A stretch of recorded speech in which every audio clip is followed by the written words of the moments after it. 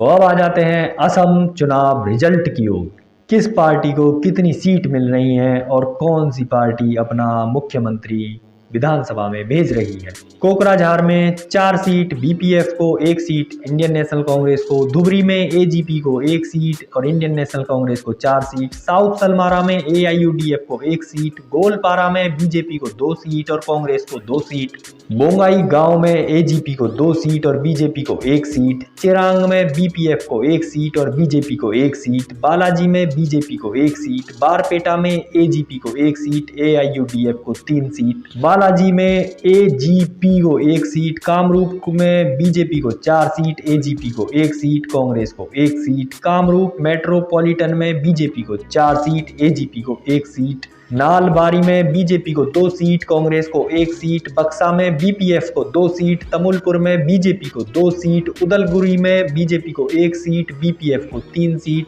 दारंग में बीजेपी को 2 seat, RD को 1 सीट, मोरीगांव में बीजेपी को 2 सीट, एआईयूडीएफ को 1 सीट, नागांव में बीजेपी को 3 सीट, एजीपी को 1 सीट, आईएनसी को 2 सीट, आरडी को 1 सीट, होजाई में बीजेपी को 2 सीट और एजेपी को 1 सीट, सोनितपुर में बीजेपी को 4 सीट और एजीपी को 1 सीट, सोनितपुर, विश्वनाथ में बीजेपी को 3 सीट, लखीमपुर में बीजेपी को 4 सीट और एजीपी को 1 सीट, धेमाजी में बीजेपी को 2 सीट और कांग्रेस को 1 सीट, तिनसुकिया में बीजेपी को 4, आईएनसी को 1, एजेपी को 1, डिब्रूगढ़ में बीजेपी को 5, आईएनसी को 1, चराई देव में बीजेपी को 2, शिवसागर में बीजेपी को 1, आईएनसी को 1, आरडी को 1, माजूली में बीजेपी को 1, जोरहाट में बीजेपी को 2, एजीपी को 1, आईएनसी को 1, गोलाघाट में बीजेपी को 4, एजीपी को 1,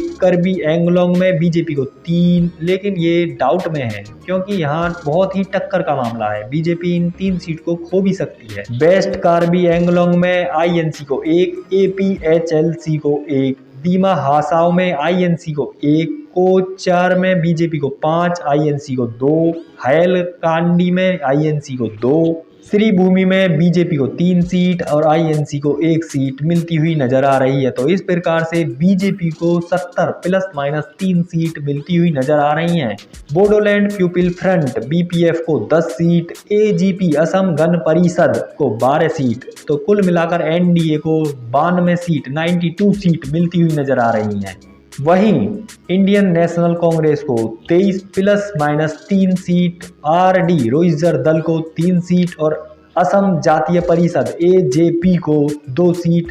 एपीएचएलसी 1 सीट